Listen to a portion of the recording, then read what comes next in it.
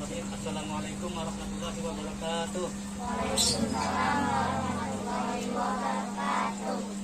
Halo adik-adik, apa kabar? Alhamdulillah. Semoga kita semua senantiasa diberikan kesehatan oleh Allah Subhanahu wa taala ya. Supaya kita bisa punya waktu untuk melakukan aktivitas dan terus belajar. Baiklah adik-adik, sebelum memulai pembelajaran, izinkan kakak untuk memperkenalkan diri kakak terlebih dahulu. Bak uti pepatah, tak kenal maka tak aruf. Oke ya, kenalin dulu. Perkenalkan, nama kakak Sobi Anggesta. Kakak berasal dari Desa Talang Jembatan, Kecamatan Abung Kunang, Kabupaten Lampung Utara, Provinsi Lampung.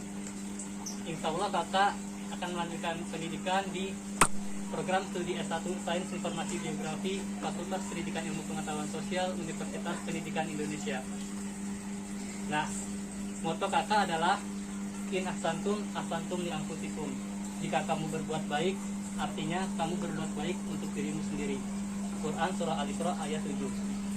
Nah, sekian perkenalan dari kakak. Kita masuk ke materi ya. Sudah siap adik-adik? Siap. Ya. Baiklah adik-adik, pada pertemuan kali ini kakak akan menjelaskan mengenai materi tentang peta dan komponen peta. Kita dapat melihat dan mengetahui suatu tempat, suatu alat yang dinamakan peta. Pasti adik bertanya, apa sih itu peta kak? Ada yang tahu apa itu peta? Baiklah, kakak jelasin ya. Peta diambil dari bahasa Yunani mappa, yang artinya adalah taplak meja. Peta berasal dari bahasa Yunani yang berarti taplak meja. Secara umum, peta adalah sebuah penampakan permukaan bumi pada bidang datar dan diperkecil menggunakan skala.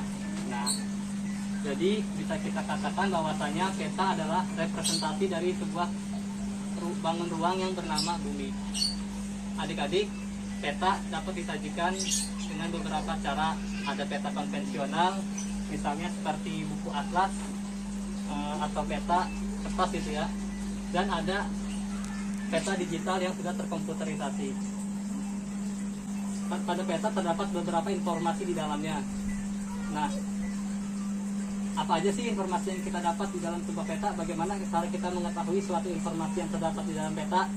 Baiklah adik-adik, mari kita perhatikan peta berikut.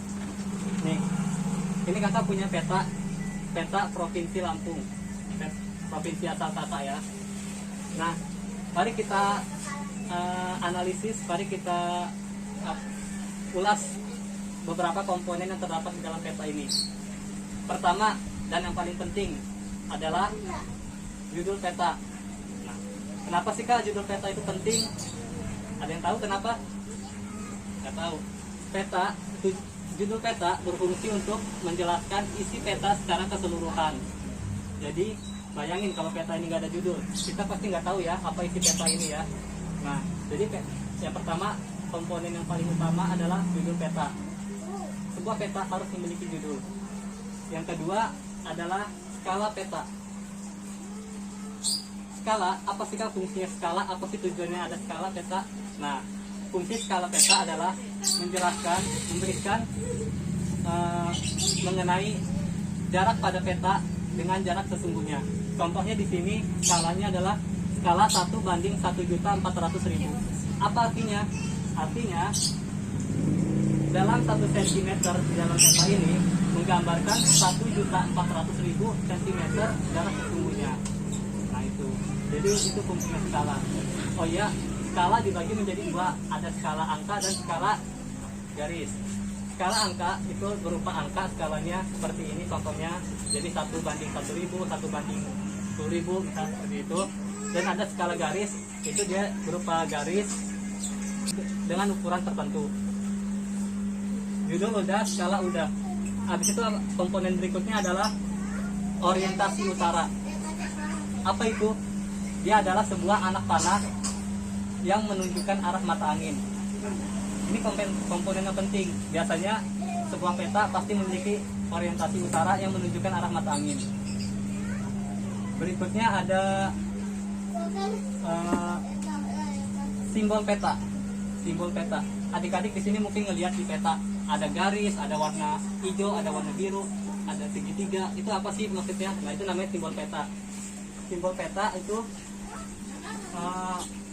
adalah tanda khas pada peta yang menjelaskan suatu objek pada peta. Simbol peta bisa berupa garis, bisa berupa titik, bisa berupa warna ataupun area. Nah, contohnya di sini ya, ada garis. Garis ini menunjukkan batas provinsi. Misalkan ada segitiga, segitiga melambangkan gunung. Nah, terus ada yang warna biru. Warna biru apa sih maksudnya kalau di peta? Menggambarkan apa adik-adik kalau warna biru nih? Ya? Nah, bener banget ini warna biru ya, menggambarkan laut katanya. Jadi warna biru misalkan menggambarkan laut, warna hijau sampai ke warna coklat itu menggambarkan daratan. Nah, simbol peta udah. Berikutnya adalah garis koordinat. Nah, garis koordinat ini mungkin ya nih, garis ini adalah garis koordinat namanya. Garis koordinat adalah garis khayal yang memberikan penjelasan mengenai letak astronomis suatu wilayah yang dipetakan. Nah, garis koordinat ini sangat penting pada peta. Berikutnya adalah legenda peta. Legenda peta berisi keterangan mengenai simbol-simbol yang terdapat di dalam peta. Berikutnya, yang terakhir adalah sumber peta. Sumber peta adalah lembaga atau orang yang membuat peta itu sendiri. Nah, adik-adik, itulah komponen-komponen peta. Nah, setelah kita membahas mengenai apa itu peta dan apa itu komponen peta, sekarang kakak ingin sedikit menjelaskan. Adik-adik, seiring dengan perkembangan teknologi yang semakin canggih, kita dapat mengakses, kita dapat dengan mudah untuk menggunakan peta kapan saja dan di mana saja. Teknologi peta seperti apa sih Kak yang bisa kita manfaatkan dalam kehidupan kita sehari-hari? Pertama ada GPS atau Global Positioning System. Terus ada teknologi berbasis aplikasi semisal Google Maps dan masih banyak lainnya. Nah, adik-adik, kiranya sekian penjelasan kakak mengenai peta, komponen peta, dan manfaatnya. Sampai sini adik-adik ada yang mau ditanyain nggak nih? Nggak ada. Oke lah, kalau gitu kita akhiri ya bahasan tentang materi mengenai peta ini.